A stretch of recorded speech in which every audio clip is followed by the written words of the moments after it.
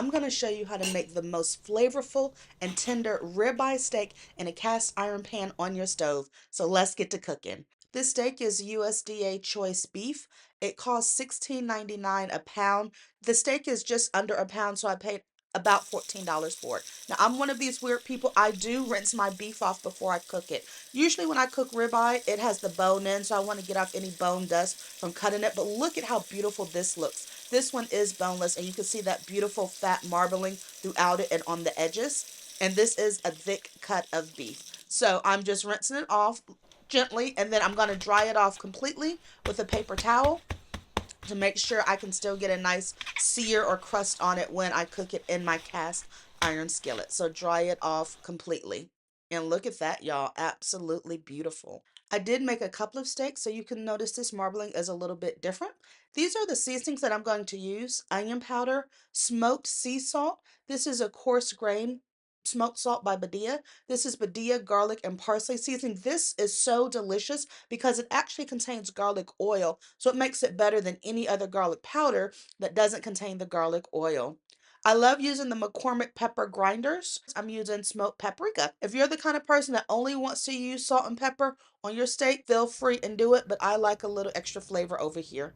When making my steaks, I either use extra virgin olive oil, avocado oil, or ghee, which is clarified butter, and I do use red wine vinegar after it's cooked. So here I'm just using a little bit of avocado oil to put on my steak, and I'm going to rub that in and then add my seasonings. Starting with my coarse smoked salt. I don't typically measure my seasonings for my steak, but for the benefit of everyone watching this video, I am. So I started off with a half teaspoon of salt, and I'm adding it to one side. And you notice I didn't use it all for this side because that's not what I want. I poured the little bit off to the side with another fourth teaspoon of salt, and that's going to go on the second side of the steak. Now I'm starting off with a half teaspoon of onion powder. Same deal, what's left over will go on the second side, and I added a little more. Now I'm adding my garlic and parsley. Now you do want to be careful with this because it contains parsley, and that can burn at a high heat. So typically I don't use any green herbs on my steak, but I did on this steak.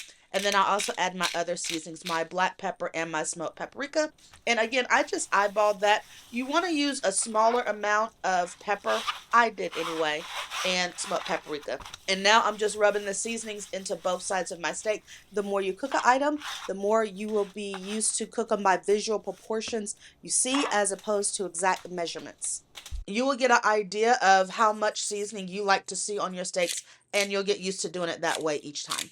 So season to taste, and gently rub your seasoning and oil into all sides of your steak in order to get the best flavor once we cook it. Look at that, y'all. Now I have my cast iron pan. This is an 8-inch cast iron pan. It's fairly new. I bought it a couple of months ago, and I've seasoned it a couple of times. Here I'm heating it on medium-high heat and just adding a little bit more avocado oil to the pan, and remembering there is some on my steak. And I'm letting this come up until I see my oil starts to pop when I drop a little bit of water in it. Listen to the sizzle, y'all. Once you lay the steak down in a pan on medium-high heat with oil, you want to let it sit there for a good 4 or 5 minutes to get a nice crust and sear to make it release from the pan easily when you do turn it. Now, how long you let it sit, it depends on how high your stove is and what your internal temperature you're going for at the end. 4 or 5 minutes on each side if you want it medium rare, medium. If you want it well done, then maybe 5 or 6 minutes per side. It just depends. I tend to cook it a little bit longer on the first side than the second side. Absolutely, you want to use a meat thermometer until you're used to cooking steaks to know the best temp for you. Once you take your steak out of the pan after it's cooking time, you want to let it sit on a cutting board to rest for a good 5 or 10 minutes. The way I like to clean my cast iron steak is with this iodized salt. That's all I use the salt for. Just spread it in the pan, and then it'll be easy to scrub with water and then dry completely.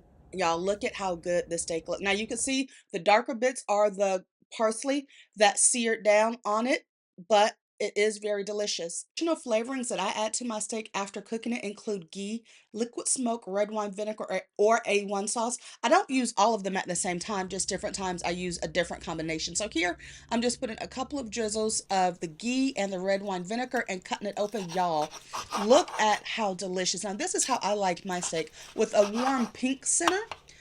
But you can cook it to the temperature that you like and enjoy. But at this temperature, it is absolutely cooked through and extremely tender. It literally just melts in your mouth. And the seasoning is so good on the steak. I chew on the fat. I really do. I know I shouldn't, and nobody probably should. But the flavor is so good. I chew on the fat because it still tastes good. So let me know in the comments if you ever cook a ribeye steak indoors. Thank you so much for watching this video, and please check out my playlist with other foods that I am now cooking in a cast iron skillet.